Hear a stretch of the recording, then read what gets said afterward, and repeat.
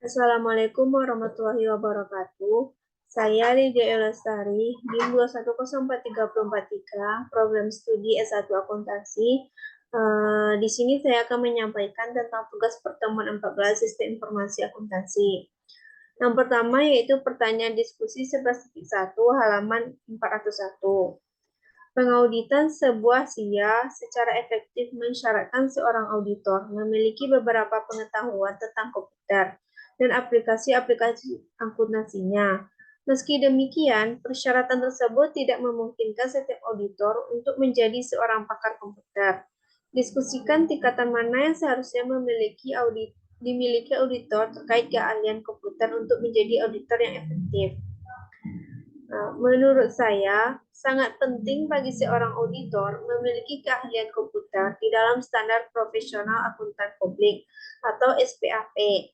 Juga ditekankan perlunya pemahaman auditor dalam pemeriksaan sebuah sistem akuntansi berbasis komputer.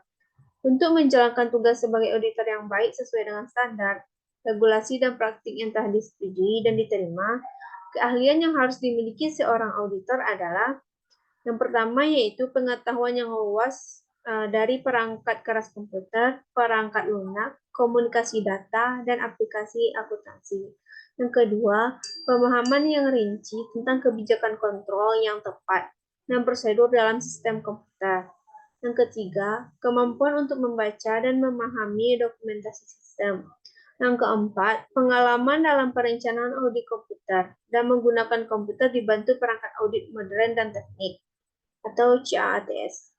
Karena pentingnya pemahaman auditor akan sebuah sistem akuntansi berbasis komputer, dunia audit sekarang mempunyai teknik audit yang berbantuan komputer atau TABK atau Computer Assisted Audit Technique Tools atau CAATT, yaitu setiap penggunaan teknologi informasi sebagai alat bantu dalam kegiatan audit, sehingga auditor yang bisa memperankan TABK sangat diperlukan dan akan lebih diprioritaskan.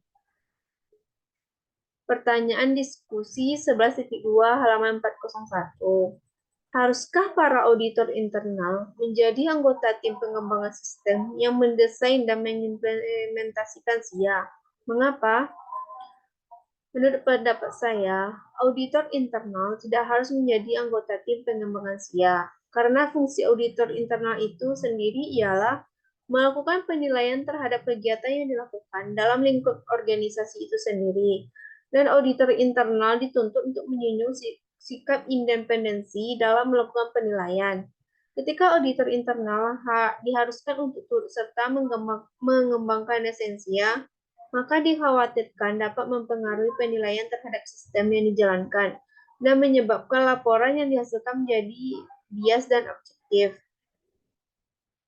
Pendapat ini juga berdasarkan panduan IIA atau Institute of Internal Auditor yang mengatur dalam standar 1120 nomor 4 yang berbunyi objektivitas auditor internal tidak berpengaruh secara negatif ketika auditor merekomendasikan standar pengendalian untuk sistem tertentu atau melakukan review terhadap prosedur tertentu sebelum dilaksanakan. Objektivitas auditor dianggap terganggu jika auditor membuat desain, mendraftkan prosedur, atau mengoperasikan sistem tersebut. Yang ketiga, pertanyaan diskusi 11.6 halaman 401. Jelaskan 4 langkah dalam pendekatan audit berbasis risiko dan diskusikan bagaimana langkah-langkah tersebut berlaku pada seluruh keamanan sebuah perusahaan. Pendekatan audit berbasis risiko menyediakan kerangka kerja untuk melakukan audit sistem informasi.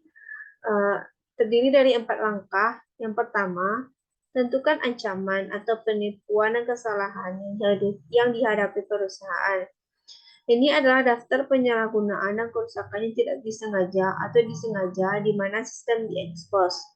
Yang kedua, identifikasi prosedur kontrol yang mencegah, mendeteksi, atau memperbaiki ancaman. Ini semua adalah kontrol yang telah dilakukan manajemen, dan auditor harus meninjau dan menguji untuk meminimalkan ancaman. Yang ketiga, mengevaluasi prosedur kontrol. Kontrol dievaluasi dua cara. Yang pertama, tinjauan sistem menentukan apakah prosedur kontrol benar-benar ada Yang kedua, tes kontrol dilakukan untuk menentukan apakah kontrol yang ada berfungsi sebagaimana dimaksud.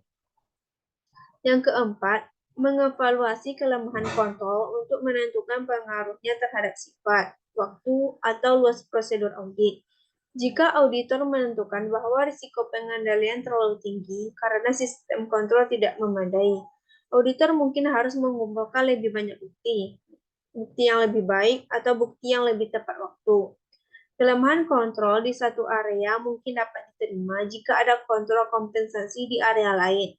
Pendekatan berbasis risiko memberikan auditor pemahaman yang lebih jelas tentang keamanan keseluruhan perusahaan, termasuk penipuan dan kesalahan yang dapat terjadi di perusahaan.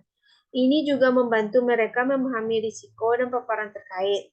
Selain itu, ini membantu mereka merencanakan cara menguji dan mengevaluasi kontrol internal, serta bagaimana merencanakan prosedur audit selanjutnya. Hasilnya ada dasar yang kuat untuk mengembangkan rekomendasi kepada manajemen tentang bagaimana sistem kontrol AIS harus ditingkatkan.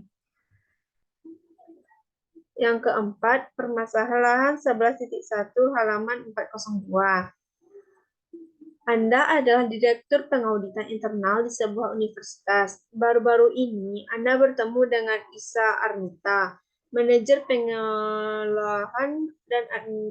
pengelolaan data administrasi, dan menjelaskan keinginan untuk menetapkan sebuah hubungan yang lebih efektif antara dua departemen. Isa Arnita menginginkan bantuan Anda dengan sebuah sistem uang terkomputerisasi yang saat ini sedang dalam pengembangan. Ia merekomendasikan bahwa departemen Anda mengasumsikan pertanggungjawaban ini untuk mengaudit faktur pemasok sebelum pembayaran. Ia juga mengaudit internal, membuat saran selama pengembangan sistem, membantu pemasangannya, dan menyetujui sistem lengkap setelah melakukan pemeriksaan akhir. Diminta, apakah Anda akan menerima atau menolak hal-hal berikut? Mengapa? Yang pertama, yang A, rekomendasi agar departemen Anda bertanggung jawab untuk pra-audit atas faktur pemasok. Yang B, permintaan agar Anda membuat saran selama pengembangan sistem. Yang C, permintaan agar Anda membantu dalam pemasangan sistem dan menyetujuinya setelah melakukan pemeriksaan akhir. Jawabannya yang A, menerima rekomendasi tersebut karena tanggung jawab atas audit dalam internal organisasi adalah tanggung jawab auditor internal. Salah satu poin dari ruang lingkup auditor internal menurut IIA adalah penggunaan sumber daya yang ekonomis dan efisien. Hal ini berkaitan dengan audit awal faktur dari pemasok di auditor internal ditugaskan untuk menilai apakah barang yang tertera dalam faktur tersebut sesuai dengan kebutuhan universitas, serta menilai apakah saldo yang tertera sesuai dengan jumlah pembelian yang dilakukan oleh pihak terkait. Yang B, sebagai Direktur Auditor Internal, sebaiknya menerima permintaan pemberian saran selama masa pengembangan sistem, karena auditor dalam praktiknya dapat memberikan jasa konsultasi manajemen. Jasa tersebut berupa pemanfaatan keahlian auditor untuk memberikan masukan terhadap pihak manajemen selama masa pengembangan sistem, agar sistem yang dihasilkan sesuai dengan standar yang berlaku umum. Yang C, menolak permintaan tersebut karena objektivitas dalam penilaian terhadap sistem yang digunakan universitas itu dapat terganggu. Berdasarkan panduan IIA dalam standar 1120 nomor 4 yang berbunyi, objektivitas auditor internal tidak terpengaruh secara negatif ketika auditor merekomendasikan standar pengendalian sistem tertentu atau melakukan review terhadap prosedur tertentu sebelum dilaksanakan. Objektivitas auditor dianggap terganggu jika auditor membuat desain, menerapkan, mendraftkan prosedur, atau mengoperasikan sistem tersebut. Dalam standar tersebut jelas mengungkapkan bahwa objektivitas auditor dapat terganggu ketika auditor membuat desain, menerapkan ataupun mengoperasikan sistem. Dalam kasus di atas, ketika auditor diminta untuk melakukan instalasi, maka secara tidak langsung auditor telah menjalankan sistem dan dapat membuat objektivitasnya terganggu. Yang kelima, permasalahan 11.2 halaman 402. Sebagai seorang auditor internal bagi Quick Manufacturing Company, Anda berpartisipasi dalam audit siap perusahaan. Anda telah memeriksa pengandalian internal atau sistem komputer yang memproses sebagian besar aplikasi akuntansinya. Anda juga telah mempelajari dokumentasi sistem yang luas milik perusahaan, serta mewawancarai manajer sistem informasi, pengawas operasi, dan pegawai lainnya. Untuk melengkapi kuesioner pengandalian internal komputer terstandarisasi milik Anda, kemudian Anda melaporkan ke pengawas Anda bahwa perusahaan telah mendesain sebuah set pengandalian internal menyeluruh yang sukses ke dalam sistem komputernya. Ia berterima kasih atas upaya Anda dan meminta sebuah laporan ringkasan atas temuan-temuan yang telah Anda dapatkan sebagai input dalam laporan keseluruhan akhir atas pengandalian internal akuntansi. Diminta, apakah Anda melupakan sebuah langkah audit yang penting? Jelaskan. Tuliskan 5 contoh dari prosedur audit spesifik yang dapat Anda rekomendasikan sebelum mencapai sebuah kesimpulan. Jawabannya, salah satu langkah audit yang terlupakan adalah informasi dari luar. Karena auditor harus mendapatkan bukti yang tepat dan cukup sehingga risiko kesalahan penyajian material dapat diminimumkan. Hal ini dapat dicapai dengan bukti-bukti yang berkaitan dengan pengetahuan tentang klien, informasi dari luar perusahaan, sistem akuntansi, dan kualitas pengendalian internal. 5 contoh prosedur audit tertentu yang mungkin saya rekomendasikan sebelum mencapai kesimpulan akhir sebagai berikut. Yang A, inspeksi mencakup pemeriksaan atas catatan atau dokumen baik internal maupun eksternal dalam bentuk kertas, elektronik, media lain, atau pemeriksaan fisik atas suatu aset. Yang B, observasi merupakan pengamatan langsung terhadap proses kinerja dalam suatu perusahaan. Yang C, konfirmasi eksternal merupakan informasi dari pihak ketiga yang sudah mahir di bidangnya dan merupakan pihak yang independen terhadap perusahaan. Dan D, pelaksanaan kembali merupakan pengujian auditor secara independen terhadap proses atau pengendalian akuntansi klien. Yang E, prosedur analitis merupakan pengevaluasian atas informasi keuangan yang dilakukan dengan menelaah hubungan yang dapat diterima antara data keuangan dengan data non-keuangan. Sekian penyampaian materi dari saya. Assalamualaikum warahmatullahi wabarakatuh.